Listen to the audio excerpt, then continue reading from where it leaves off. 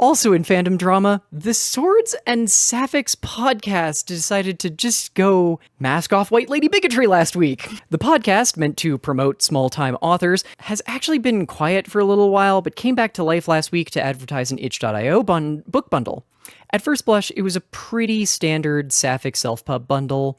Some smaller authors, a few more well-established ones like Danny Finn, and a debut author sneaking in, all with the general fantasy theme to match Swords and Sapphics vibe. The issue arose when B, a Thai cis lesbian and one of the triad of women who make up the pen name Maria Ying, noticed the bundle several of her friends were in and naturally went to go see who else was in it, only to find multiple books with men as perspective characters, including that debut author. For those scratching their heads, let me quickly explain what sapphic means in reality and what's been happening in romance spaces over the term lately.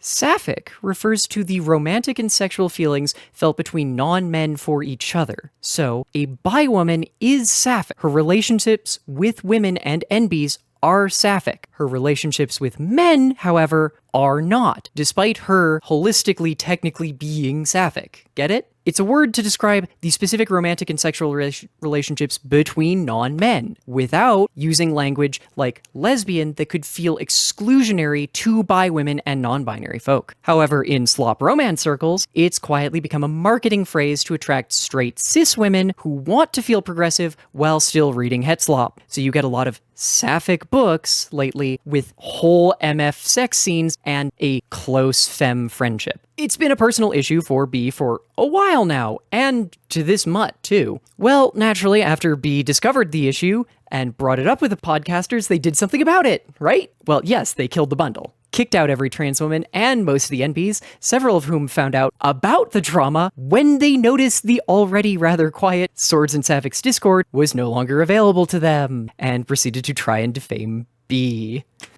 Which is a wild play, given how many times people have tried that over the years, but it turns out it's kind of hard to get a mob stirred up in your defense when everyone can look at the issue and see B was right. So naturally, they started accusing B of race faking, weirdly while implying it was somehow an effort for them to be honest about their own whiteness. Oh, and let's not forget that they also threw out some fun comments about how they're totally not transphobic in the same sentence where they admitted to kicking out all the trans folk in the bundle.